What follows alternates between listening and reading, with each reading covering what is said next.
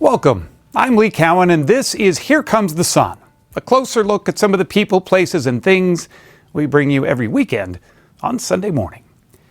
Emma Stone stars in a fantastical retelling of Frankenstein as a deceased woman brought back to life with the brain of a baby in Poor Things.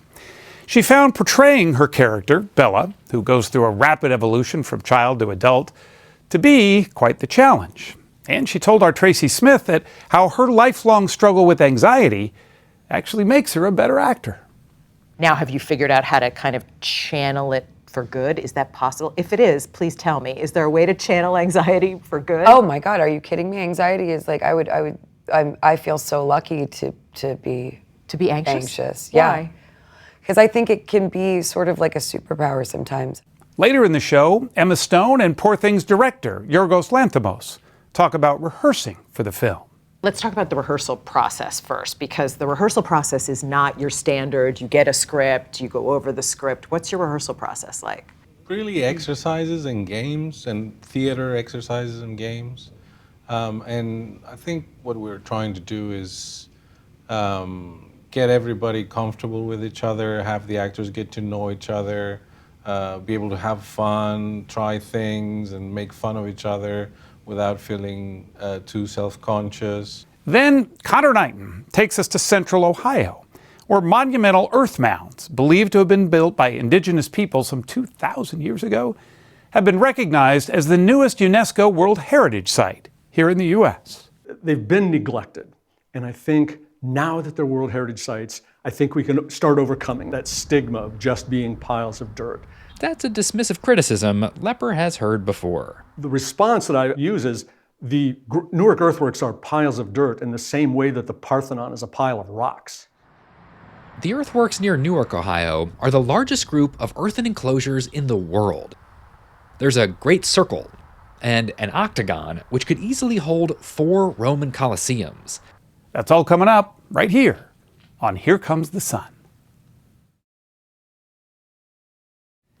Before Emma Stone and director Yorgos Lanthimos teamed up for Poor Things, the pair worked together on 2018's The Favorite. Their strong personalities and artistic trust in one another has now led to another critically acclaimed work. Tracy Smith caught up with them amidst the awards season buzz. Miss Stone up top! Miss Stone, Miss Stone! If you've seen Emma Stone on any red carpets lately, and she's kind of hard to miss, you might have noticed a tall bearded man close by. He's Greek film director Yorgos Lanthimos, and it seems he and Stone are, in a professional sense, joined at the hip. How much time have the two of you spent together? Like hundreds of thousands of hours. And it's all been magical. Every second has been like a dream. This is Bella. It might be more like a fever dream. Good evening. Her brain and her body are not quite synchronized. Lanthimos directed Stone in her latest film, Poor Things, based on the Alistair Gray novel of the same name. It's an updated take on the Frankenstein story. In this case, a brilliant scientist transplants a baby's brain into a recently deceased woman, Bella. She quickly evolves from being a really big toddler to a really smart adult who learns how to dance, how to read, and how to think. You're losing some of your adorable way of speaking. I'm a changeable feast, as are all of we. Apparently, according to Emerson. Critics have called the film fantastical and sumptuous. It's the result of a collaboration between Stone and Lanthimos that they both say could be pretty intense. Do you fight? Yeah. Yeah. About what? We won't right now. I mean, fight. No, we don't fight. We really communicate strongly in those moments, but I think we always resolve it relatively quickly. We can speak to each other freely, so it helps. Lanthimos breaks down inhibitions by having cast members play theater games in rehearsals rather than just read through the script, and he likes to keep his set quiet. You don't yell, action? I don't. No, we'd like to ease into things. In general, we try to create this atmosphere which doesn't create tension. And it all seems to have worked. Lanthimos acquired the rights to Poor Things years ago, but when he tried to sell the idea to studios, he got the cold shoulder. So then he made another film, one with a more conventional artistic vision, 2018's The Favorite, starring Rachel Weisz and Emma Stone. So my secrets are safe with you? All of them. Good. Even your biggest secret. Abigail? The Favorite was also a favorite at the Oscars, with 10 nominations and 1 win, and Lanthimos' reputation soared. Did The Favorite give you the juice to be able to do this? Yeah, people were asking me what it is that you want to do next, and I went like, Poor Things. I can't let you go. If you do not, Bella shall turn rotten with hate. And his patience seems to have paid off. The film has already picked up a number of awards, but Stone says her character was a challenge to play. Was there ever a moment when you thought, oh, I don't know if I'm going to get this? Yeah, the whole time. Yes, the entire time. Seriously? Yeah. Why? I don't think there's been a day on set of any film, of anything I've ever done, where I've been like, I really got it today. That was exactly what it's supposed to be. I mean, I think that's for any creative person. You see something in your head, or you feel like it should be a particular way, and then it has to come out of your mouth and your body and all of that, and it never matches up to what exactly you have in your head. And it's like a constant state of acceptance, and for an actor, hopefully presence. And the Golden Globe goes to Emma Stone. Of course, she needn't have worried. The Golden Globe voters thought she got it just right. But Stone told us that worried is her natural state of being, and that she's been that way since she was very young. Do you still have that anxiety? Oh, yeah. Yeah. Not to the level that it was when I was a kid, because I have therapy, or I have tools now to manage it in different ways. And as the years go on, you start to learn more about managing what that is. But yeah, I mean, that's my operating system. Now, have you figured out how to kind of channel it for good? Is that possible? If it is, please tell me. Is there a way to channel anxiety for good? Oh my God, are you kidding me? Anxiety is like, I feel so lucky to be anxious. Yeah. Why? Because I think it can be sort of like a superpower sometimes. Anxiety is very activating. It gets you out of bed. You kind of can't just stay in one place. It sort of forces you to keep moving. I don't know, I find a lot of positives from it. And it seems she's made the best of it. You say there's nothing here, well, let's make something clear. I think I'll be the one to make that call. What's your call? A case in point, her performance in La La Land, for which she won an Oscar. I still have a lot of growing and learning and work to do. And this guy is a really beautiful symbol to continue on that journey, and I'm so grateful for that. And now Stone and her latest movie are once again in the Oscar conversation. But she says she tries not to let it all get to her. Is there a way that you get ready for it, or something that you tell yourself to navigate these waters? No, just to try to hold everything lightly and not cling too much to any of it. And also, to not take yourself seriously through that, which I don't really struggle with. That's not really an affliction that I struggle with. Taking myself super seriously, because if you were me, you wouldn't take me seriously either. But I think you can take your work seriously and not yourself seriously. She is serious about her partnership with Yorgos Lanthimos. They have another project in the works, and more on the way. And yes, their film may be called fantastical, but fantastic might better describe the real life of Emma Stone. You moved out here when you were 15 years old. Is this career, this life, kind of what you were dreaming of? Oh, it's so far beyond what I dreamt of. I feel so unbelievably grateful on a daily basis, truly. I really, really, really wanted to be on a sitcom.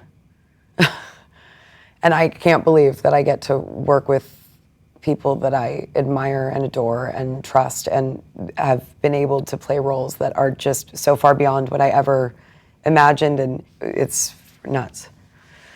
Yeah. And I still am open for sitcoms. if you've got anything that you're thinking about. We'll make sure we put that out there. Okay, thank you.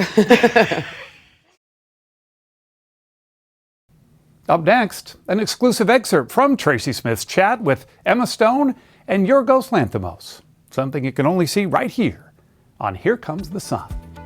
Stay with us. But I have always found what I get to do for work to be helpful.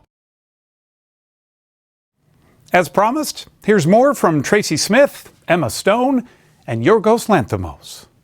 You were talking about how you never feel like the performance is good enough, or there, or you have it. Yeah, I don't know if it's feeling like it's not good enough, so to speak, because that's also very subjective, which is why I like acting, because I have such I'm not saying OCD in a flippant way, I have an actual OCD issue. And so anything, when I was growing up, like anything that could be measured, I was obsessed with acing. Like?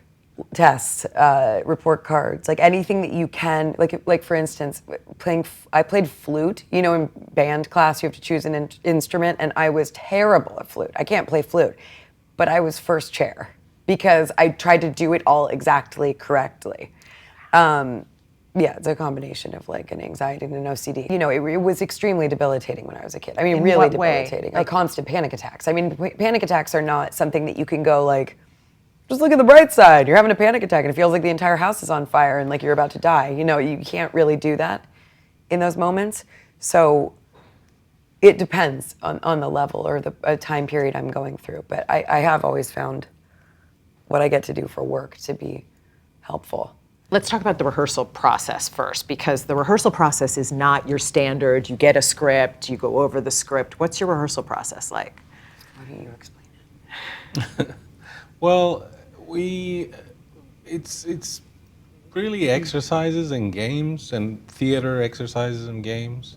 And I think what we're trying to do is get everybody comfortable with each other, have the actors get to know each other, be able to have fun, try things, and make fun of each other without feeling too self-conscious. Yeah, and it's very physical. What's an example of a game, a typical game that you would do? I mean, the one I always talk about is like we walk around, a bunch of us, you know, one person has a chair, and then a bunch of us, the rest of us, walk around with our eyes closed. And then whenever we feel moved to, we start to sit, and the person who's holding the chair tries to get the chair under you before you fall. But because all of your eyes are closed, multiple people can be sitting at the same time, so you kind of have to choose who to save, and then some fall on the floor. I mean, all of it is very silly, but really effective in feeling, like he's saying, comfortable with each other, intimate with each other. By the time you're on set, after 2 or 3 weeks of doing things like that all day, you have a real ease, I think, amongst the cast. And also with him, because, you know, he's orchestrating these, and you sort of, I mean, Willem always says, because I'd worked with him before, obviously, but for Willem, who hadn't worked with him before, he says, you know, he could kind of get a sense of him as a director and things he finds funny and the things that he comes up with, because they're pretty improvised by you, the games. So he's sort of just making them up as we go.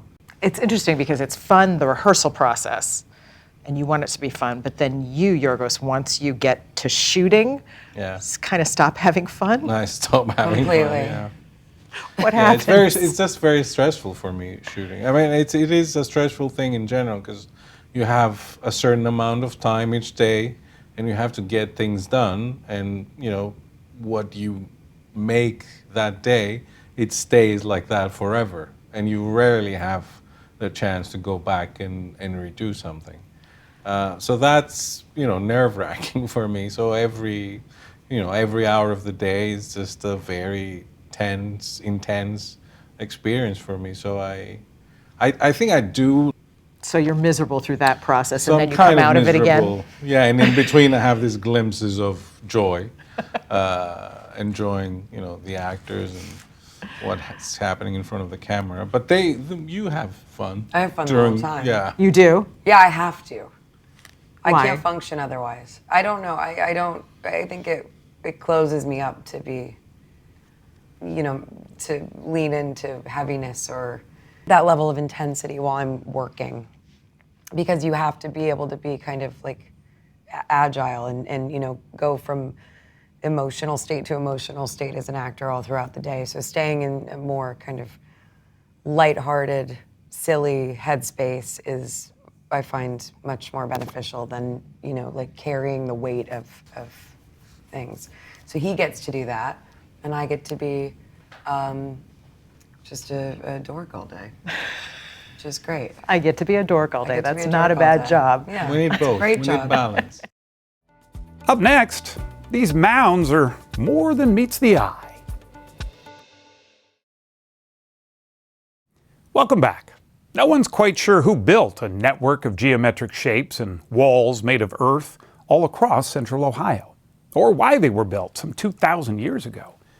But, newly designated as a World Heritage Site, these so-called piles of dirt are finally being recognized for their spiritual and historic importance. Here's Conor Knighton. From the Grand Canyon to Machu Picchu, from the Great Barrier Reef to the Great Wall of China, many of the world's best-known sites are UNESCO World Heritage Sites. The elite list is comprised of nearly 1,200 properties, with new additions voted on each year. Congratulations to the United States of America. But at last year's committee meeting, held in Saudi Arabia, a site in Ohio was added to the list that many Americans may not be as familiar with.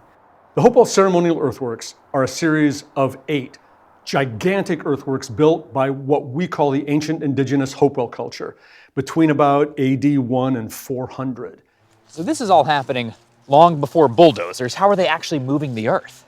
With the simplest kinds of tools you could imagine. Pointed sticks, clamshell hoes, and baskets. Archaeologist Brad Lepper was one of several Ohioans who worked on the UNESCO submission, hoping that an international stamp of approval might lead to a more domestic appreciation for these ancient earthworks scattered throughout central Ohio.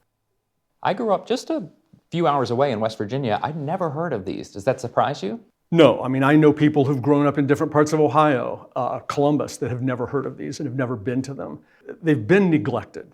And I think now that they're World Heritage Sites, I think we can start overcoming that stigma of just being piles of dirt.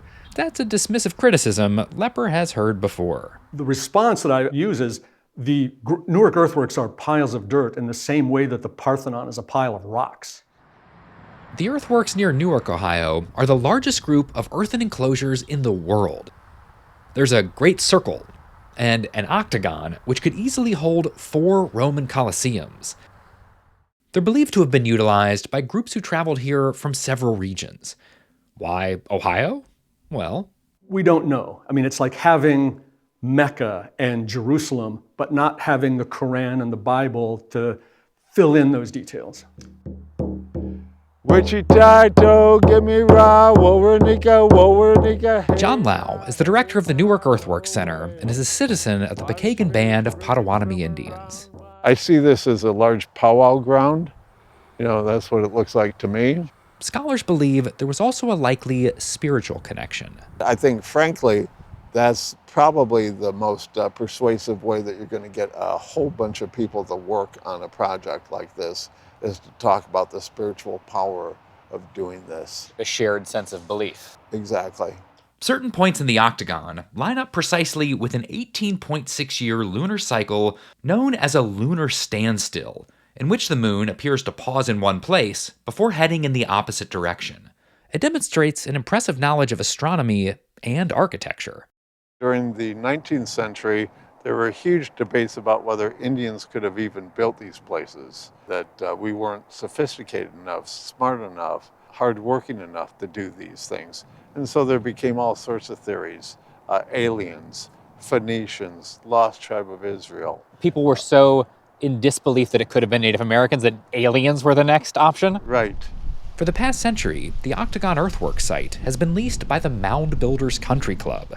The area was turned into a golf course. I usually do not even come up here because it just makes me feel excluded. It's a site that's meant for everybody. And to have a private country club stacked on top of it is depressing to me. A Newark golf course seated on top of an indigenous American earthwork is one step closer to being evicted. A state Supreme Court ruling in December 2022 has paved the way for the Ohio History Connection to buy out the value of the lease. Several of the earthworks, including some burial mounds, are protected as part of Hopewell Culture National Historical Park. The UNESCO recognition doesn't change anything legally, but it might inspire more visitation. Now people will have to accept that, okay, somebody thinks they're really important. Why? Visitors to the earthworks may not get the same picture postcard experience they might at a Stonehenge or Versailles. But for Brad Lepper, that's part of the allure. Here, there's no single place you can stand to capture it all. You have to immerse yourself in it and walk through it to experience the grandeur. I'm Lee Cowan. Thanks for joining us. We'll see you right here next time on Here Comes the Sun.